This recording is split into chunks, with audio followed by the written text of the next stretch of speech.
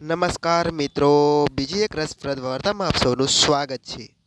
મને આશા છે કે તમને મારી વાર્તા ચોક્કસ ગમશે. તો મારું નામ અલ્પેશ છે મિત્રો. હું એક સામાન્ય છોકરો છું, પરંતુ મારા જીવનમાં એક છોકરી હતી.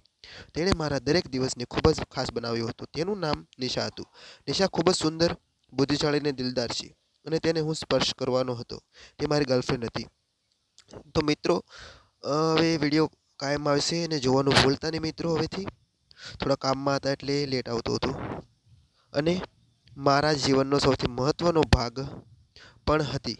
હું હંમેશા તેને મારો સર્વોચ્ચ માનતો હતો અને તેને અપાર પ્રેમ કરતો હતો.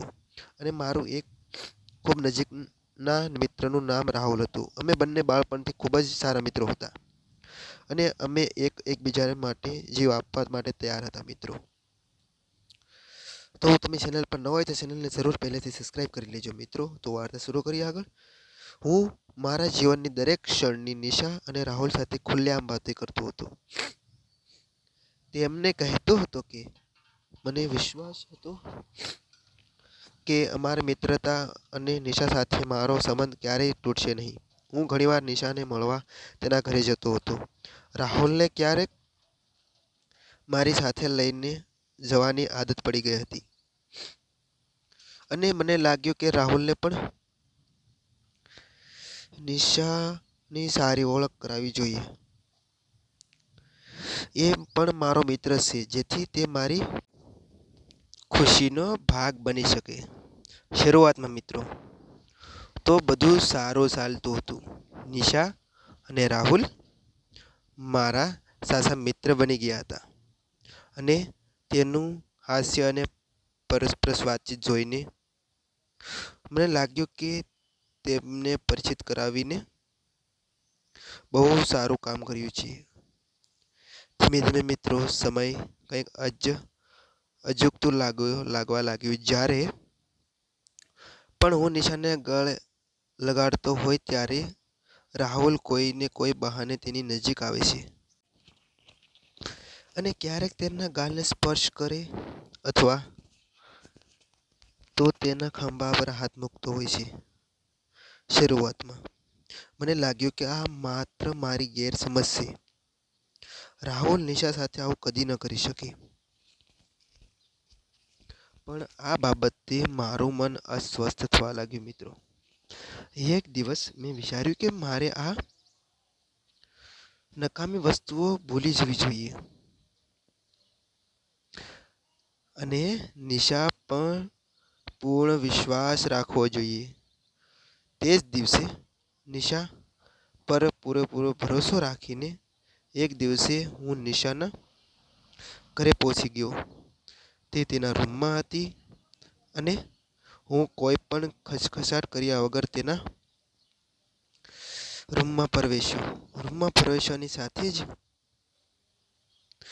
મને એક વિચિત્ર ગંધનો અનુભવ થવા લાગ્યો. આ સુગંધ રાહુલના અવાજની હતી. પહેલાં તો મેં તેના પર ધ્યાન ન રાખ્યું, પરંતુ પછી જ્યારે મેં તેના વિશે વિચાર્યું ત્યારે મને સમજાયું કે નિશાના રૂમમાં રાહુલનું બહુ અત્યારે વિચિત્ર હતું. તે સમયે એ કશું જ કહી શકી નહીં, અને નિશાને પૂછ્યું કે તું ઠીક છે? ને તેણે જવાબ આપ્યો, અલ્પેશ, મારે અત્યારે વાંચવું છે. આપણે પછી વાત કરીએ. અને મેં તેનો આ જવાબ મારા દિલમાં લીધો, અને ત્યારે આગળ વધી અને ત્યાંથી નીકળી જવા માટે તૈયાર થઈ ગયો. પણ એ વાત મને પરેશાન કરતી હતી. નિશાએ મને દરવાજા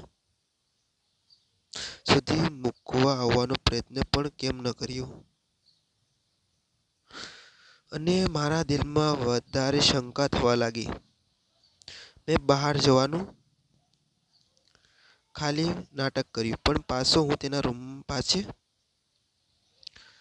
ગયો અને શાંતિથી તેના વાત સાંભળવા લાગ્યો.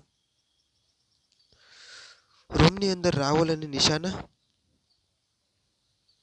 અવાજ આવી રહ્યા હતા. રાહુલે કહ્યું, નિશા, તું ખરેખર ખૂબ જ સુંદર છે. તારા જેવી છોકરી અલ્પેશ જેવા છોકરાને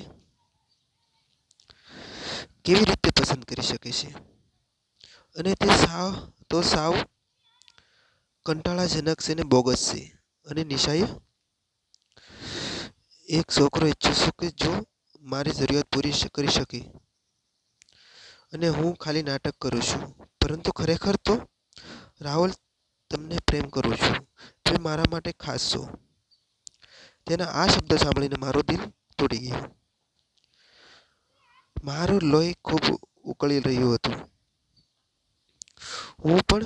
મેં મારા ગુસ્સાને કાબૂમાં રાખ્યો.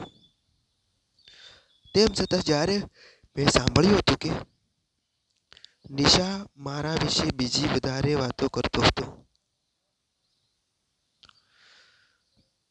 ત્યારે મારાથી સહન ન થયું. અને મેં તરત જ રૂમનો દરવાજો ખોલ્યો અને અંદર ગયો. મારી આંખો ગુસ્સેથી લાલ થઈ ગઈ હતી. નિશા અને રાહુલ બંને આશ્ચર્યથી મારી સામે જોઈ રહ્યા હતા. હું ગુસ્સામાં નિશા પાસે ગયો અને તેને જોરથી થપ્પડ મારી. મેં ત્યાં જ રાહુલને સાથેની મારી મિત્રતાનો અંત લાવી દીધો. અને મેં તેમને કહ્યું કે તમે બંને મારા જીવનનો સૌથી મોટો ભરોસો તોડી નાખ્યો. હું તમને મારું સર્વસ્વ માનતો હતો અને રાહુલને મારા ભાઈ માનતો હતો, પણ તમે બંનેએ મને દગો દીધો. તમે મારી સાથે મોટો વિશ્વાસઘાત કર્યો છે અને હવે તમે બંને મારા માટે અસ્તિત્વમાં નથી. એ દિવસે નિશાના ઘરેથી નીકળી તે વખતે મેં નક્કી કરી લીધું હતું કે હવે હું ક્યારેય પાછું વળીને નહીં જઉં. મેં મારું જીવન મારી રીતે જીવવાનું નક્કી કર્યું કે હું કોઈ દિવસ તેની સામે પાછું વળીને નહીં જોઉં. અને મેં મારા જીવનમાં ખૂબ જ આગળ વધવાનું નક્કી કર્યું. મિત્રો, તો આ મારી વાર્તા કેવી હતી મિત્રો? આશા રાખું છું કે તમને આ મારી વાર્તા પસંદ આવી હોય. તો મિત્રો, આ મારી ચેનલને લાઈક અને ચેનલને સબસ્ક્રાઈબ કરવાનું અને શેર કરવાનું ભૂલતા નહીં અને કરી દેજો. ને મિત્રો, તમે વિડીયો જુઓ છો તો પણ સબસ્ક્રાઈબ નથી કરતા. અને પ્લીઝ યાર, એક સબસ્ક્રાઈબ કરી દેજો. તો ચાલો મિત્રો, આજની વાર્તામાં આટલું કહીને ફરી મળીશું એક ઓર નવી વાર્તામાં. ત્યાં સુધી આવજો મિત્રો. Tata bye bye. કાલે મળીશું નવા વિડીયોમાં.